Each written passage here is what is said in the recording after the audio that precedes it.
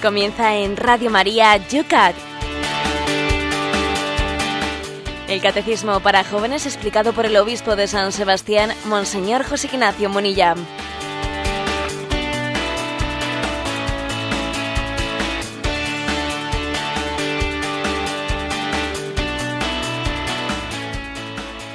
Muy buenos días a todos los amigos del Yucat, de este espacio que tras una semana de descanso volvemos a antena, volvemos también a las redes sociales y volvemos con la misma fuerza que nos ha acompañado desde esta nueva temporada, en la cual Radio María a las 8 de la mañana, 7 si eres madrugador en las Islas Canarias, nos acompañas buscando formación, buscando ritmo por la mañana para que estas primeras horas de la mañana no sean inútiles, te acompañen a través del Yucat, también en tu camino del trabajo, también en tu camino de los estudios, de la universidad, del colegio, de allí donde te muevas. También nos acordamos siempre incluso de los que quisieran estar en camino de algo y fruto pues de este desastre que estamos viviendo, de esta crisis, también están en el paro. De todos nos acordamos, incluidos de todos aquellos que no pueden seguirnos en directo y lo hacen a través, bajándose este programa del podcast de Radio María. Y ellos también, con todos nosotros, participan en diferido, pero las redes sociales nos permite que este sea un programa de 24 horas. Las redes sociales de este espacio radiofónico, 24 horas abiertas, participando todos ellos y así haciendo una gran familia en torno al Yucat. Buenos días, José Ignacio. Hoy estamos en San Sebastián con 11 grados, un día lluvioso. Vamos a ver cómo está Cristina por Madrid. Bueno, pues Padre Esteban, aquí también llueve, pero tenemos un gradito más que en San Sebastián, 12 grados. Bueno, pero hemos pasado una semana de, entre comillas, vacaciones, sí radiofónicas en el sentido de este programa Yucat, pero era la asamblea plenaria la que nos apartaba, digamos así, del micrófono e imposibilitaba a nuestro obispo en concreto, que nos desgrana el Yucat todas las mañanas, el poder estar aquí todos los días con nosotros. ¿Cómo ha ido esa plenaria? ¿Qué tal los hermanos obispos? Bueno, ha sido una semana que hemos tenido la presencia de Radio María de una manera muy especial. Radio María pues colocó ahí en la casa de ejercicios espirituales en la que nos solemos alojar los obispos, muy cerca de la conferencia episcopal, colocó allí sus estudios y en el mismo sitio donde pernoctamos los obispos por las mañanas hicimos esos programas, ¿no? Participando varios obispos comentando los documentos del Concilio Vaticano II. Soy testigo de que Radio María es una radio muy familiar para la conferencia episcopal, para los obispos. Soy testigo de que en estos últimos años, bueno, pues todos ellos comentan y sienten esta radio como suya. Y seguro que ahora mismo pues hay más de un obispo de esta conferencia episcopal escuchándonos. Yo quiero agradecer esa participación que habéis tenido, hermanos obispos, os lo digo vosotros, pues durante estos días de la plenaria. La verdad es que me ha encantado escuchar a otros obispos, porque en fin, eso es una alegría muy grande, porque me parece que en el fondo todos nosotros, ¿no? Pues los obispos estamos llamados también a sentir este micrófono como parte de nuestro ministerio para poder proclamar la palabra. Y luego hay que decir que el último día de la plenaria bajamos todos a Montilla, a Córdoba, donde la plenaria, que era la plenaria número 100, pues tenía un poco la característica de ser un aniversario redondo, la plenaria número 100, que se reunía y quiso ir a Montilla y celebrar una misa de clausura ante las reliquias y los restos de San Juan de Ávila. Y por cierto, quiero decir que recibimos un regalo precioso que esperamos utilizar bien los obispos, que es que recibimos una cruz, un pectoral, con una reliquia de un pequeño trozo de hueso de San Juan de Ávila, cada uno de nosotros, y en esa cruz pone, ¿no?, una frase de San Juan de Ávila: sepan todos que nuestro Dios es amor. Los obispos hemos recibido cada uno una cruz con una pequeña reliquia de San Juan de Ávila, proclamando esto: sepan todos que nuestro Dios es amor. Bueno, pues vamos a esforzarnos en hacerlo público. Vamos a utilizar las ondas de Radio María para que todo el mundo sepa que nuestro Dios es amor, para que sea un secreto a voces, para que no haya corazón que no lo sepa entre nuestros oyentes. Vamos a prodigarnos en esta proclamación.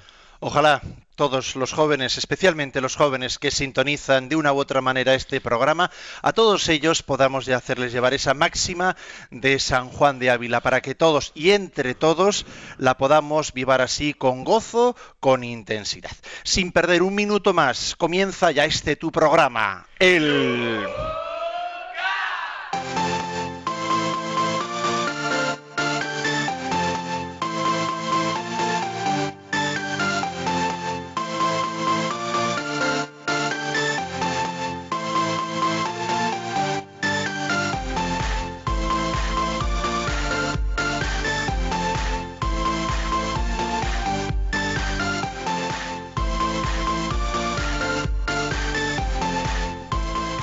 El Yucat todas las semanas empieza con ritmo mirando atrás.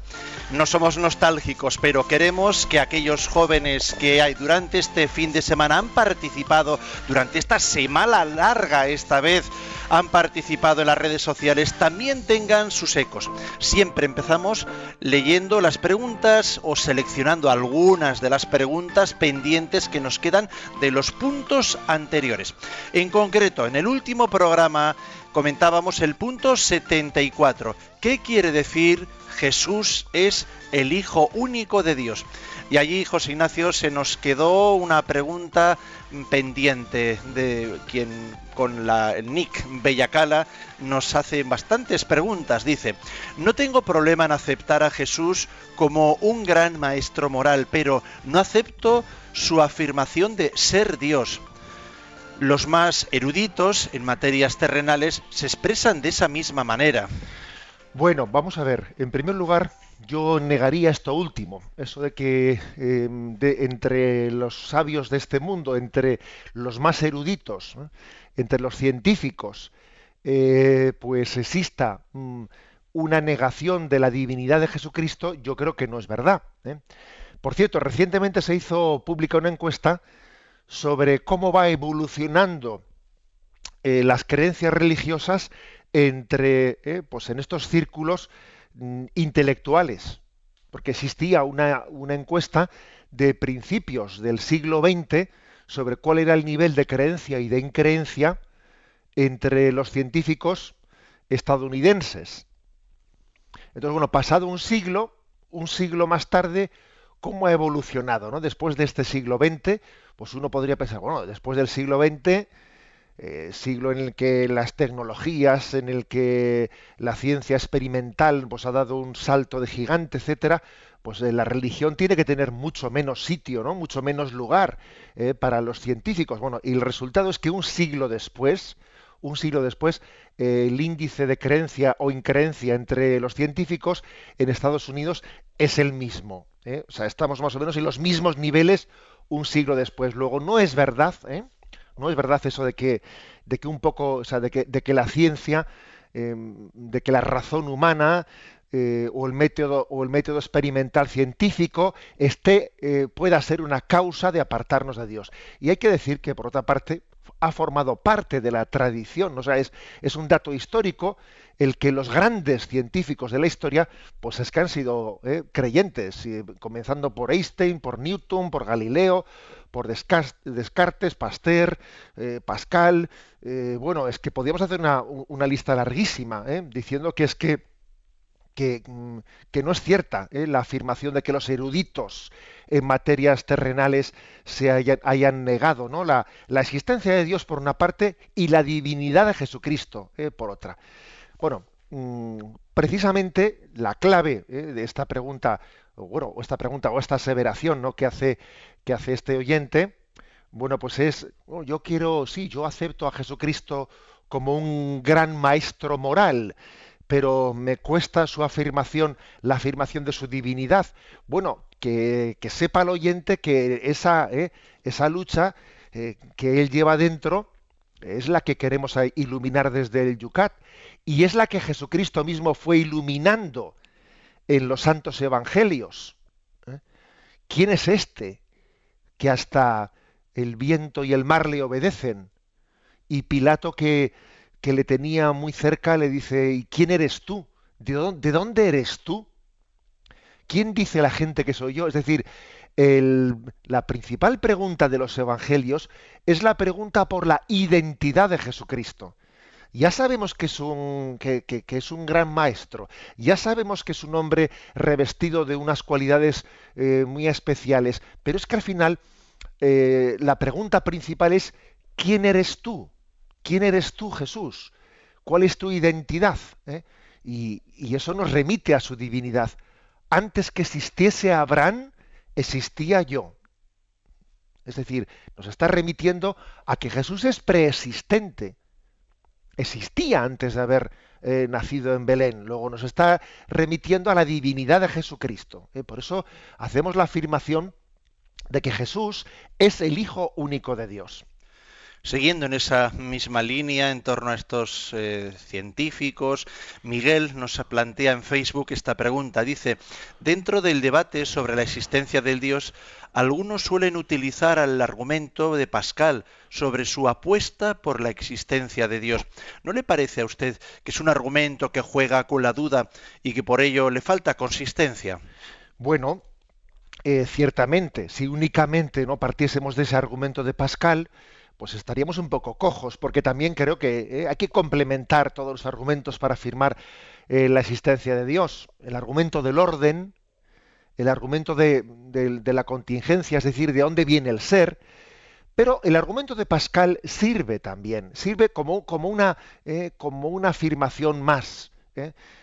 Por si hago un pequeño resumen de ese argumento de Pascal para los que no le conozcan, ¿no? Se habla como la apuesta de Pascal por la existencia de Dios. Él decía, prefiero equivocarme creyendo en un Dios que no existe que equivocarme no creyendo en un Dios que existe. Porque si después no hay nada, evidentemente nunca lo sabré cuando me hunda en la nada eterna. Pero si hay algo, si hay alguien, tendré que dar cuenta de mi actitud de rechazo. Bueno, por lo tanto, es un argumento que lógicamente no sustituye a los demás, sino que viene a afirmar que la creencia en la existencia de Dios, lejos de ser un estorbo, es una ayuda para dignificar esta vida, de la cual se obtienen muchos bienes y ciertamente ningún mal, si se entiende correctamente, ¿no? Ahora bien, la negación de la existencia de Dios, desde luego, pues en el caso de que esa negación, por lo tanto, pues sea equivocada, como nosotros creemos que es equivocada, pues de ella se obtiene un gran mal para el hombre, que es no vivir ante la verdad y estar como negando, ¿no? Negando la llamada de Dios en nuestra vida. Este argumento de Pascal, como diciendo, yo apuesto por la existencia de Dios, apuesto. Hombre, es verdad que dicho así parece que es como jugar con la duda, pero yo no entendería el argumento de Pascal como jugar con la duda, sino que es, querer añadir un argumento más a la creencia allá donde hay personas que luchan, ¿no?, entre la creencia y la increencia. Es como decir, se derivan muchos bienes y ningún mal de la creencia. En torno al punto 75 que planteábamos, ¿por qué los cristianos llaman Señor a Jesús? Sonia, desde Girona, nos plantea, le doy gracias a Dios porque ha terminado, dice, la pesadilla de las elecciones en Cataluña.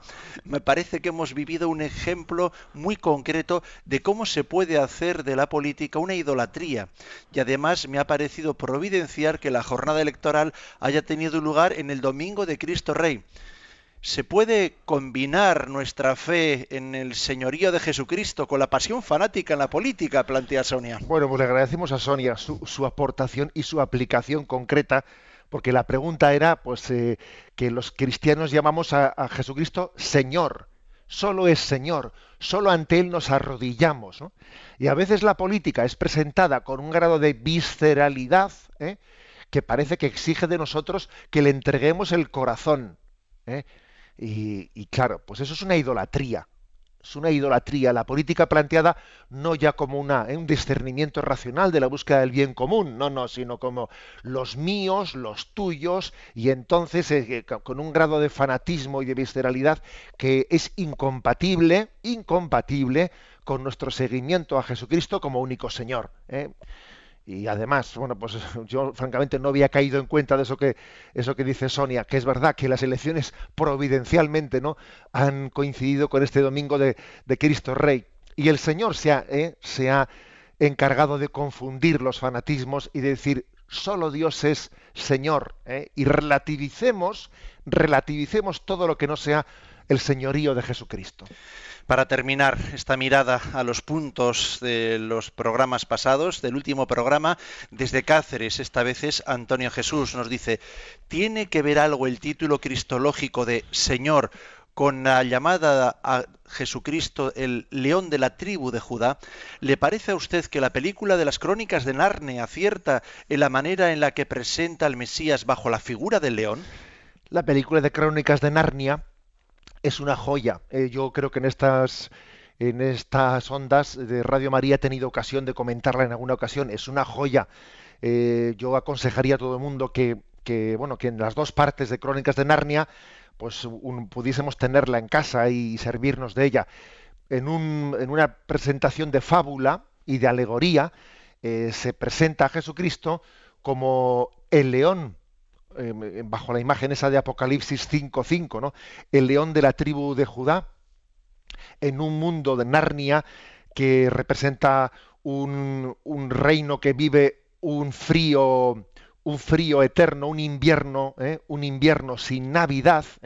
Hay una bruja blanca que se hace llamar la reina de Narnia sin serlo, y que está sometiendo aquel reino, ¿no? Y entonces aparece el personaje que es Aslan, un león que evoca claramente a Jesucristo, que entrega su vida en sacrificio, muriendo voluntariamente, para rescatar, ¿no?, rescatar a los habitantes de aquel reino y hacer que aquel invierno termine y nazca la primavera, nazca la vida, imagen de la resurrección. O sea, creo que es una película que introduce perfectamente la imagen, ¿no?, la imagen de Jesucristo como el león de la tribu de Judá, y decir que sí, me parece que ese término cristológico, Cristo león de la tribu de Judá, señala muy bien, muy bien, en parte, qué significa el título de Señor, pues porque al león se le atribuye a ser pues como el rey entre los animales. Bueno, pues el término Señor también subraya el señorío de Jesucristo, ante el cual nuestras rodillas se doblan. Por eso el título de Cristo como león de la tribu de Judá, pues subraya el señorío de Jesucristo.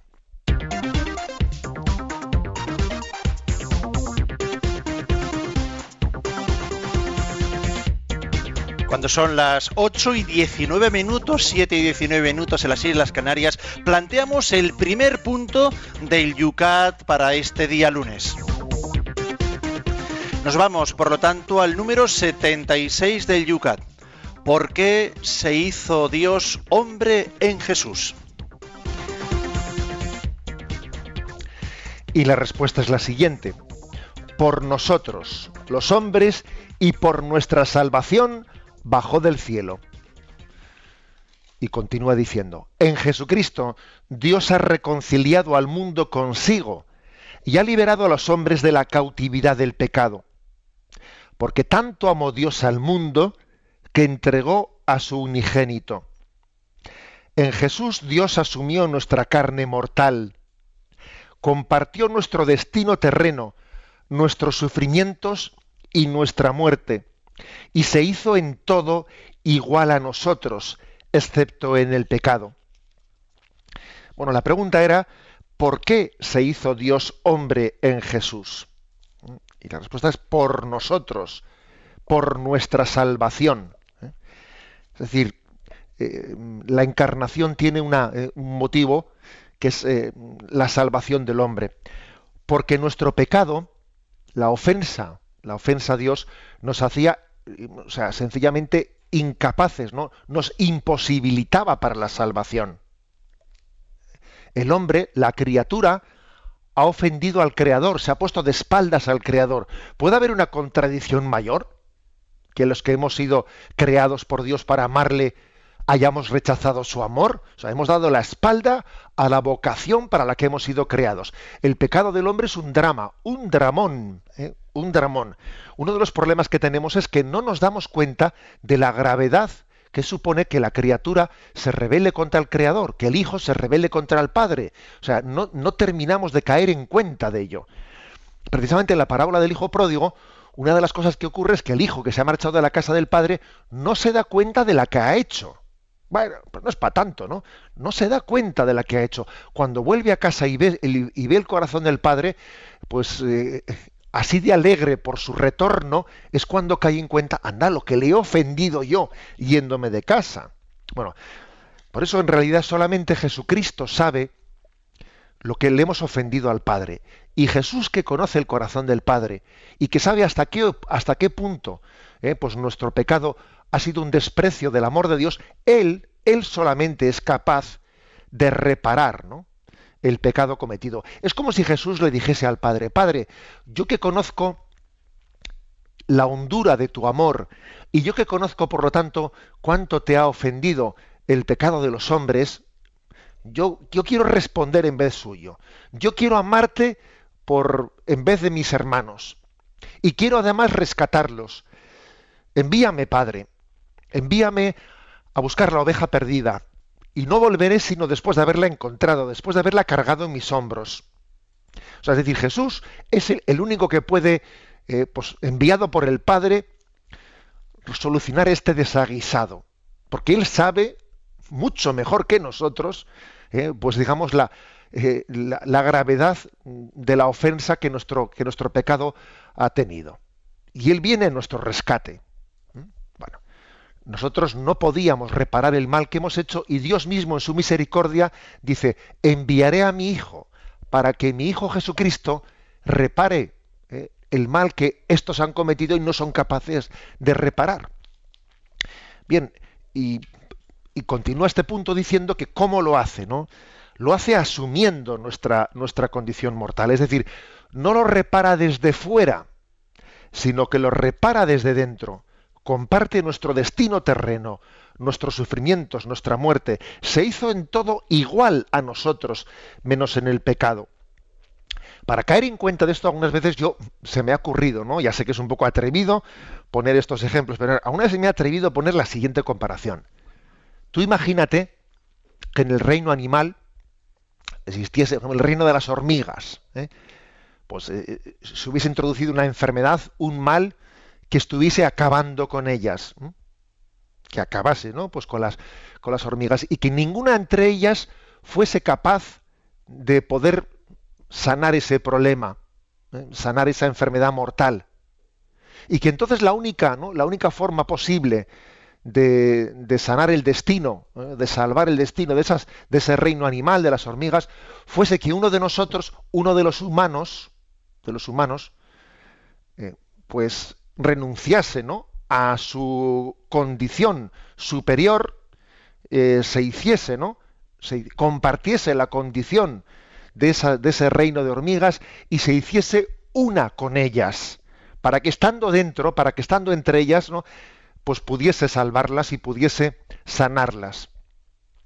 Bueno, pues este ejemplo todavía se queda infinitamente distante para entender cómo Dios en su divinidad ha dicho: me haré uno de ellos, asumiré su condición humana con todas las consecuencias. O sea, traspasaré las fronteras, ya que ellos no pueden salvarse a sí mismos, porque esta es la clave, es decir, la encarnación es como un subrayar que el hombre no se puede salvar a sí mismo. O sea, es algo que está porque su pecado, su enfermedad, está más allá, ha traspasado las consecuencias de nuestro pecado, han traspasado las fronteras de lo que está en nuestras manos. Por eso Dios viene, ¿no?, en su misericordia a salvarnos. Ha traspasado las fronteras, ha traspasado los muros. A mí siempre me ha recordado esto, lo del caballo de Troya. El caballo de Troya, es decir, se introducen, ¿no?, se introducen aquellos soldados más allá de las fronteras de aquella ciudad griega, se introducen dentro de aquel caballo y son desde dentro son capaces de liberar aquella ciudad. Bueno, pues este es Dios, que en la humanidad de Jesucristo se introduce, ¿no?, en nuestras fronteras humanas y desde dentro salva al hombre. Es como una evocación de que Dios nos salva no desde fuera con una varita mágica, ¿no?, sino asumiendo nuestra condición humana y sanándola desde dentro. Bueno, pues vamos a abrir ahora mismo nosotros nuestras redes sociales para que también puedan, en torno a este punto, participar nuestros oyentes.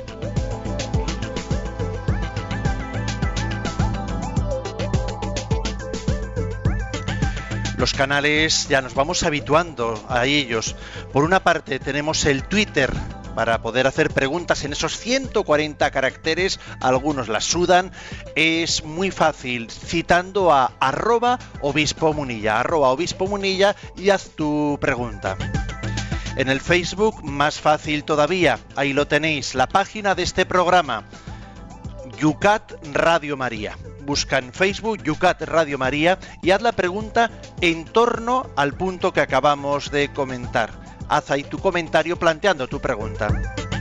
Y luego también en la fórmula clásica, el correo electrónico, simplemente escribiendo un correo electrónico con tu pregunta, por favor que sean preguntas concisas para que puedan plantearse en directo a yucat@radiomaria.es. Repito, yucat@radiomaria.es. Y siempre tenemos ese teléfono en el cual hoy Cristina os atiende, el 91 153 85 50. Vamos a continuar con nuestro descanso musical, otra de las tradiciones que tenemos aquí en Radio María. Plantearos un tema musical que nos ayude también a alegrar la mañana a todos los que estáis ahí enfrentando la nueva jornada. Cuando son las 8:27, miren el programa Yucat, el programa que Radio María todas las mañanas desgrana con la formación y los comentarios del obispo de San Sebastián. José Ignacio, vamos con las preguntas en torno a este punto que en las redes sociales también se nos ha planteado.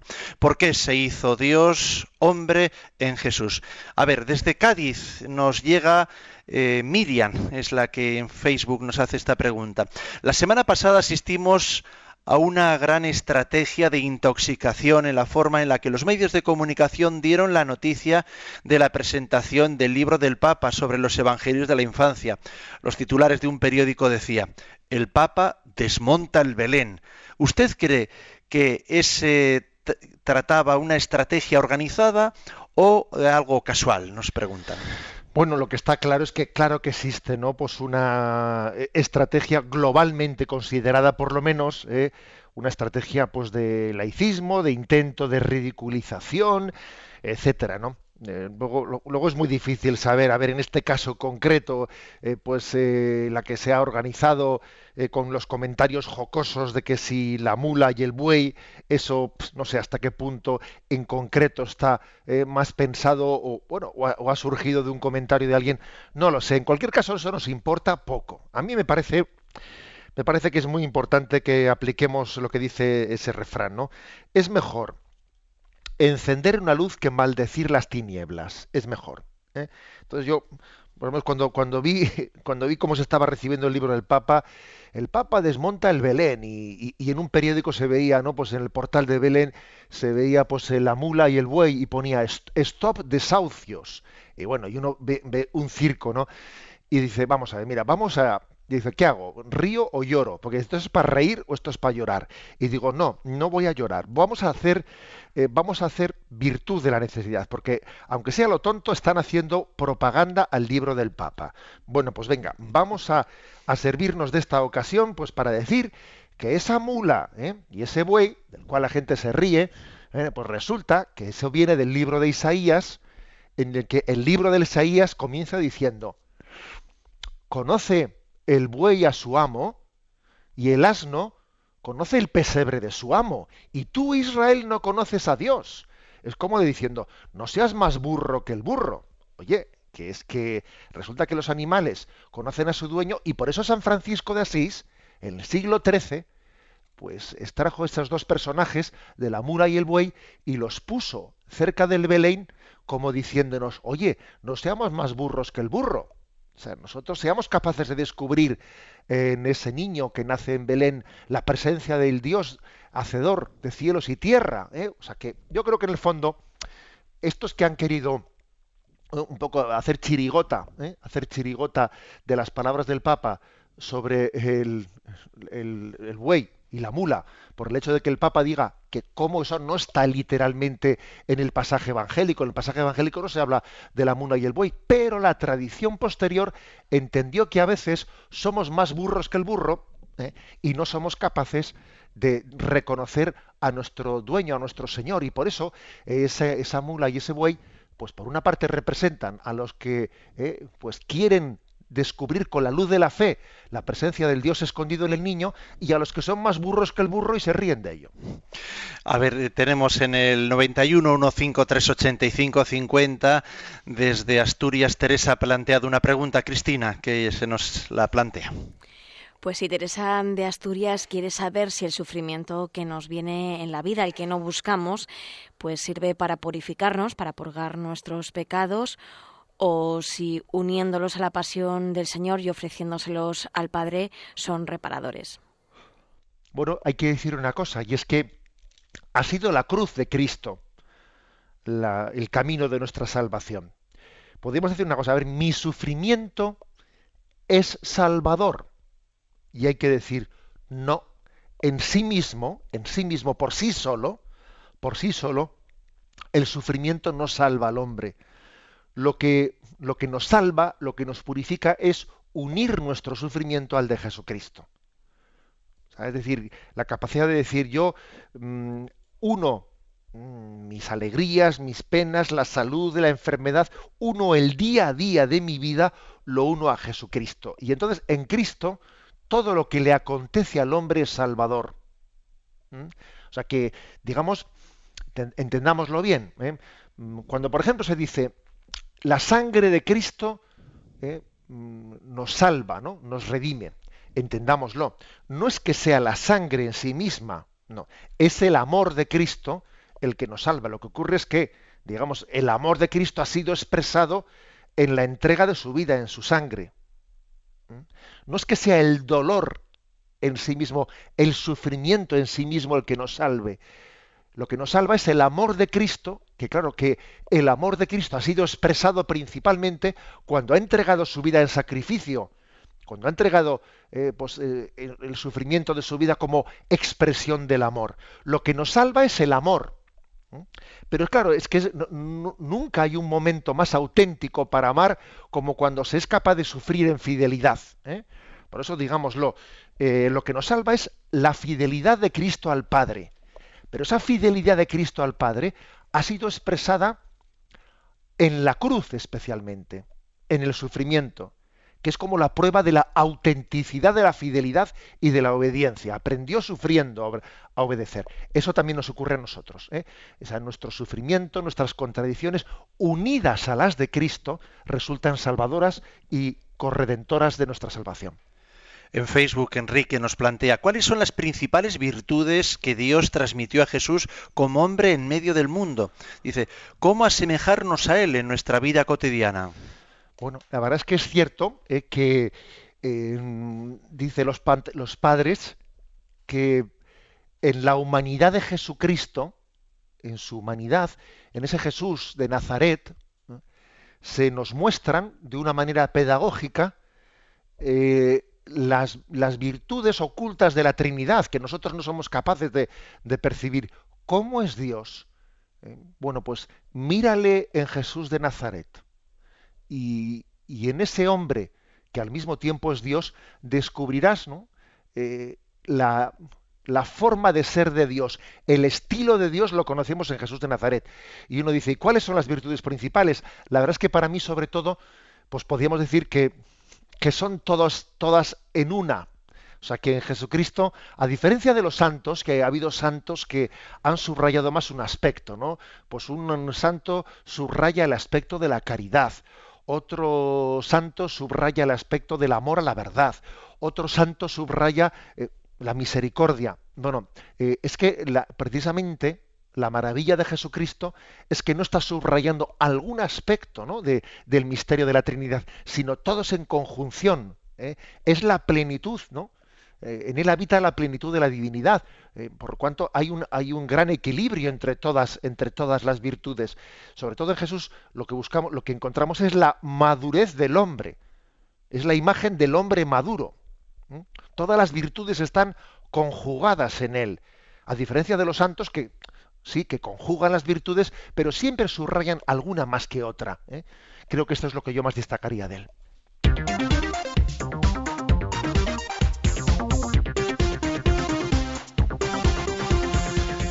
Son las 8:39, 7:39 en las Islas Canarias. Sintonizas Radio María, UCAT. Vamos con el punto siguiente, que por un error de un servidor poníamos punto 78 en Facebook. No, es el 77. ¿Qué significa que Jesucristo es a la vez verdadero Dios y verdadero hombre? Y responde diciendo: en Jesús Dios se ha hecho realmente uno de nosotros y con ello nuestro hermano.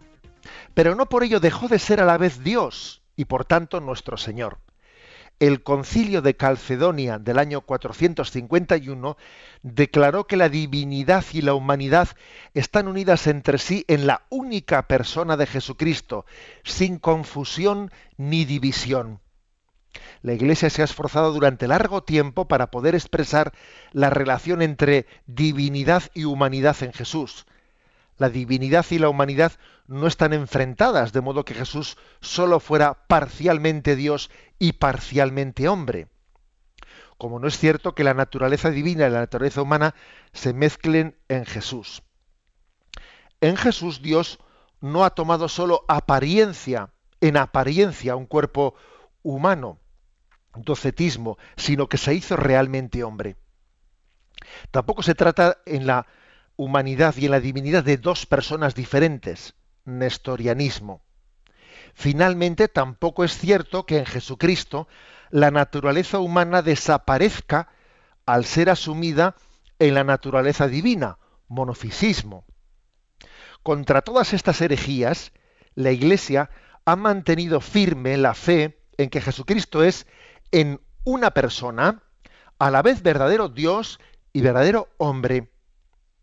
La conocida fórmula sin separación y sin confusión, Concilio de Calcedonia, no pretende explicar lo que es inalcanzable a la inteligencia humana, sino que, por así decir, fija los pilares de la fe. Designa la dirección en la que se puede buscar el misterio de la persona de Jesús. Bien, esta es la explicación. Aquí se habla un poco de la ontología, es decir, de quién es Jesús, la pregunta por quién es Jesús. En el dogma formulado en los primeros siglos, ¿no?, de la Iglesia, en el que se dice que Jesucristo es una persona divina, es la segunda persona de la Santísima Trinidad, y que teniendo naturaleza divina también ha asumido una naturaleza humana. Por lo tanto, es una persona con dos naturalezas, naturaleza humana, naturaleza divina. Bien, en esa formulación del dogma, pues podríamos decir, se ha respondido a la pregunta de quién eres tú por el misterio último de Jesucristo. Y yo me he atrevido a decir en alguna ocasión que el Evangelio es al dogma o al credo lo que la fotografía es a la radiografía. O sea, el Evangelio es la fotografía de Jesús, ¿no? Y el credo es la radiografía de Jesús. El credo responde, el dogma de la Iglesia responde a esa pregunta de una explicación de quién es. En el Evangelio se retrata a Jesús, ¿no?, hacia afuera, pero en el dogma, que es complementario obviamente y que se funda en el Evangelio, pues no hay radiografía sin fotografía. Bueno, no hay credo sin Evangelio. Pero es muy importante complementar ambos dos, ¿no? Se responde a la pregunta de ¿quién eres tú? ¿Quién es este que hasta el viento y el mar le obedecen? Bueno, para compaginar esa doble afirmación de que Jesucristo es verdadero Dios y verdadero hombre, que se extrae de los evangelios, pues claro, ha habido muchas, pues una búsqueda larga que también ha tenido muchos tropezones, y en la historia de la Iglesia se ha ido matizando qué entendemos, ¿no? Porque Jesús es verdadero Dios y verdadero hombre, muchas veces respondiendo a las herejías. Y han sido distintas, ¿no? Distintas las formas de herejías que han surgido a lo largo del tiempo. Eh, Aquí este punto del Yucat hace como un pequeño resumen. A ver, por una parte existe la tendencia docetista. ¿Eh? ¿Qué dice el docetismo? Doqueo es un verbo griego que significa aparecer, ¿no? Aparentar. Entonces decir, bueno, Jesús tiene apariencia humana, pero en realidad no es realmente hombre. Claro, y esto la Iglesia lo rechaza, dice, no, no, Jesús no se dis- o sea, Dios no se disfraza de hombre, no toma una apariencia humana. No, no, es que verdaderamente asume la condición humana. Claro, es que es tan fuerte la encarnación que una tentación es, claro, pensar que no ha sido de verdad, que la encarnación, bueno, Dios sí asumió formas humanas, no, no, no, perdón, se hizo hombre, además para siempre, porque es que Él cuando ascendió a los cielos no dejó aquí su condición humana, sino que su condición humana es eterna. La segunda persona de la Santísima Trinidad, pues tiene condición humana, tiene naturaleza humana para siempre. No la tuvo durante 30 años y luego, no, no, no, para siempre. O sea, que no es que parezca hombre, es que se ha hecho hombre con todas las consecuencias. Bien, esta es una primera, digamos, herejía a la que la Iglesia tiene que responder. Otra herejía es decir, a ver, bueno, ¿cómo compaginamos esto, no? ¿Cómo compaginamos?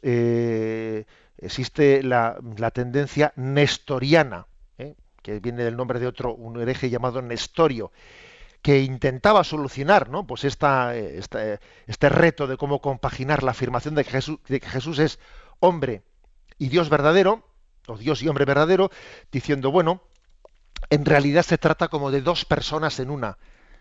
Jesús es una persona humana y Jesús es una persona divina. Y claro, la Iglesia dice, a ver, no, dos personas no pueden ser.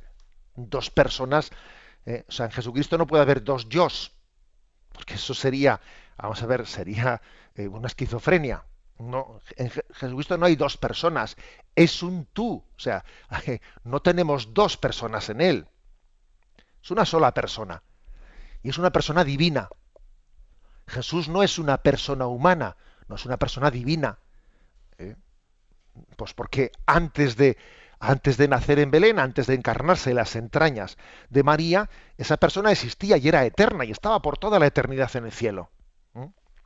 Este librito, creo, pero aumenta mi fe, que he tenido ocasión de publicar ahora con motivo del Año de la Fe, he contado una anécdota en ese librito, y es la anécdota de que estando en la misa de Navidad, allí en la parroquia de Zumárraga, pues recuerdo que le hice a los niños, le hice, que estaban allí en misa, les hice una pregunta. A ver, ¿dónde estaba Jesús antes de nacer en Belén? Y allí una niña levanta la mano y me dice, pues en la tripa de su madre, en la tripa de María. Le dije, bien, de acuerdo, vale. Bien, pero ¿dónde estaba Jesús antes de estar en la tripa de María? Le dije a la niña. Y la niña respondió, allí como estaba el retablo en la parroquia, está el retablo que se ve la Trinidad, y le dice, pues estaba con Papá Dios, con Laitá Dios y con la Paloma Santa. Y la verdad es que yo dije, bueno, esta niña, pues bueno, ha tenido una buena catequista. Dijo, pues antes de estar en la tripa de María, antes de estar en las entrañas de María, estaba con el Laitá Dios, con el Padre Dios y con la Paloma Santa. Pues esa es la respuesta correcta. Es decir, Jesús es persona divina, porque existía antes de su encarnación. Y ahora bien, aunque no sea una persona humana, porque preexistía, es antes de, asume la condición humana con todas sus consecuencias, hasta el punto de que ese hombre limita mucho, ¿no? El ser de Dios. Limita, o sea, Dios mismo voluntariamente se está limitando, autolimitando, pues en ese ser hombre, ¿no? Con todos los condicionamientos que tiene la encarnación. Y otra herejía a la que también tuvo que hacer, ¿no?, frente a la Iglesia, es la Iglesia del monofisismo. Como diciendo, bueno, es que en el fondo no hay dos naturalezas, la humana y la divina. Es que, digamos, la naturaleza humana prácticamente desaparece, al ser asumida la naturaleza, por la naturaleza divina. Es como si tú echas una gotita de agua en el vino. Pues la gotita de agua desaparece, al final solo hay vino. Y la Iglesia dice, no, sin confusión ni división, es decir, sin separación ni confusión. Es decir, el ser hombre es con todas las consecuencias. Hasta el punto de que limitan, pues lo que es, no hizo alarde de su categoría de Dios, se despojó de su rango, se despojó del del presentarse, ¿no?, como Dios, ¿no?, ante los hombres, y se presenta con las limitaciones propias, ¿no?, de un ser humano. Bueno, por lo tanto, estas tres herejías, el docetismo, el nestorianismo y el monofisismo, son respondidas por la Iglesia, y se va elaborando, se va poniendo los pilares de una cristología en la que se nos afirma que Jesucristo es la segunda persona de la Santísima Trinidad, enviado por el Padre por obra del Espíritu Santo, que se hace hombre con todas las consecuencias, y es verdadero hombre sin dejar de ser verdadero Dios, y que de alguna manera pues compagina para toda la eternidad, asume la condición humana, y al asumir la condición humana la salva, la repara, la está sanando desde dentro. Este es el misterio de qué significa que Jesucristo es a la vez verdadero Dios y verdadero hombre.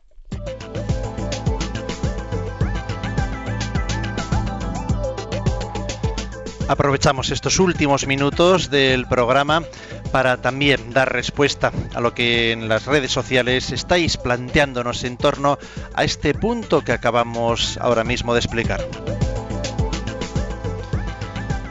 Sin más demora, José Ignacio, en Facebook nos plantean, Antonio no nos dice desde dónde. Mi pregunta es sobre la relación que hay sobre la fe en la Virgen María como Madre de Dios y nuestra fe en Jesús como Dios y hombre verdadero. Si alguien rechazase el título de María como Madre de Dios y afirmase que María es Madre de Jesús hombre, pero no de Dios, ¿quedaría comprometida la fe católica?, nos pregunta Antonio.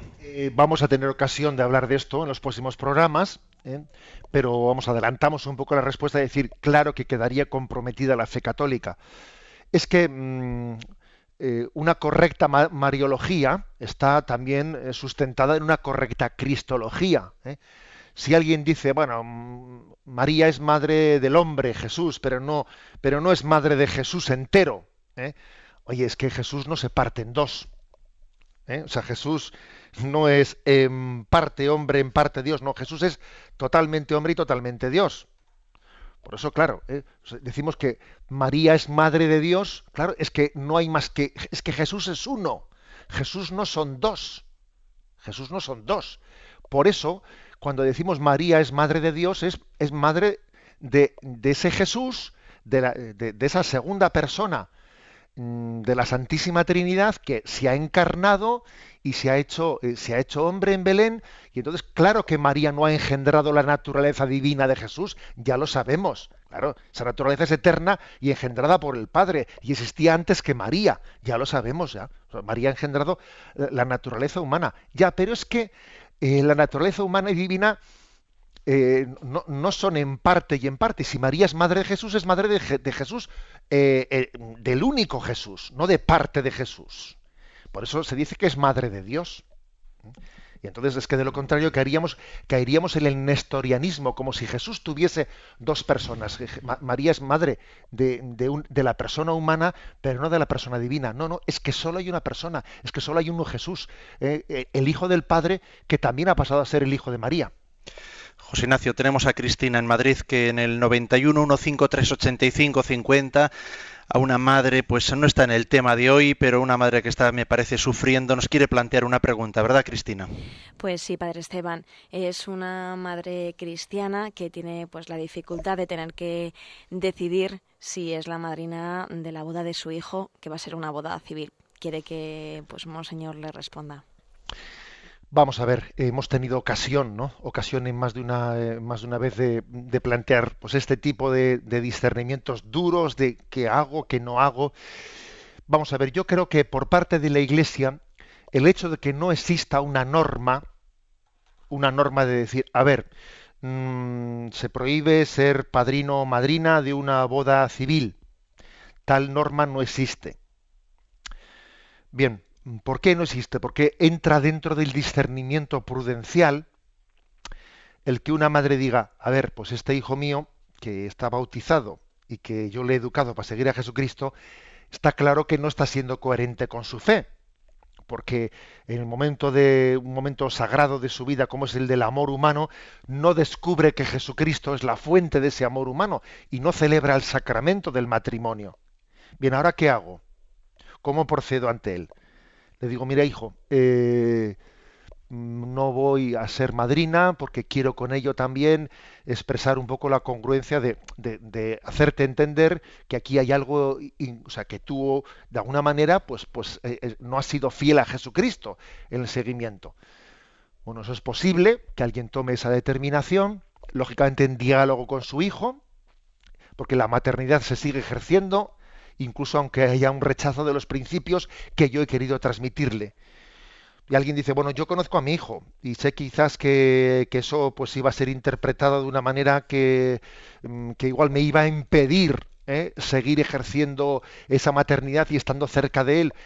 Creo que es mejor decirle privadamente, personalmente, hijo, creo que te equivocas, pero voy a ser madrina tuya, aunque supone para mí un sufrimiento que Jesucristo no esté ahí presente, porque creo que de esta manera a mi hijo le voy a poder seguir acompañando más y quizás luego cuando nazca su hijo, pues también él pueda recibir una llamada de Dios a través del nacimiento de un hijo a la conversión. A veces el nacimiento de un hijo es una llamada, ¿no? Una pequeña campanada de Dios para abrirnos a la fe. O sea, es decir, que tiene que haber un discernimiento prudencial en el que una madre o un padre diga, a ver, ¿de qué manera le expreso mejor a mi hijo que está obrando mal, pero al mismo tiempo me quedo abierto a seguir ayudándole? O sea, porque las dos cosas hay que hacer, ¿eh? O sea, no se le puede obviar que al hijo, a la hija hay que decirle que está obrando mal, pero al mismo tiempo no vale con decir eso. También luego decir, y cómo yo me dispongo a intentar ayudarle a que él rectifique el error que está cometiendo. Y uno tiene que saber conjugar ambas cosas y discernir qué es lo que debe de hacer desde esa doble perspectiva. No tenemos tiempo para más, pero mañana a las 8 de la mañana, 7 en las Islas Canarias, puntualmente estaremos aquí para seguir dando respuesta a las preguntas que nos plantea el Yucat y a las que plantean también nuestros oyentes en las redes sociales. José Ignacio, ¿cuáles van a ser los puntos que mañana desgranaremos aquí en el Yucat? Bueno, como son más cortitos, vamos a hacer 3. El 78, ¿por qué solo podemos comprender a Jesús como misterio? El 79, ¿tenía Jesús un alma, un espíritu y un cuerpo como nosotros? Y el 80, ¿por qué es Virgen María? Pues vamos a recibir la bendición para comenzar con fuerza esta nueva jornada. La bendición de Dios Todopoderoso, Padre, Hijo y Espíritu Santo, descienda sobre vosotros. Alabado sea Jesucristo.